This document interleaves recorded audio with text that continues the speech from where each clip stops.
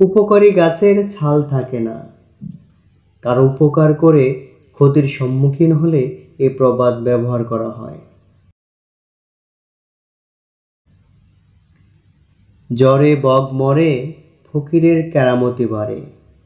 কাকতালীয়ভাবে কেউ কোনো কাজের কৃতিত্ব পেলে এই প্রবাদ ব্যবহার করা হয়। বাইয়ের শত্রু বাই, মাছের শত্রু ছাই। বাইয়ের দ্বারা কেউ ক্ষতিগ্রস্ত হলে আফসোস প্রকাশ করতে এ প্রবাদ ব্যবহার করা হয়। আগে না বুঝিলে বাছা যৌবনের ভরে, পশ্চাতে কাঁদিতে হবে নয়নের ঝরে।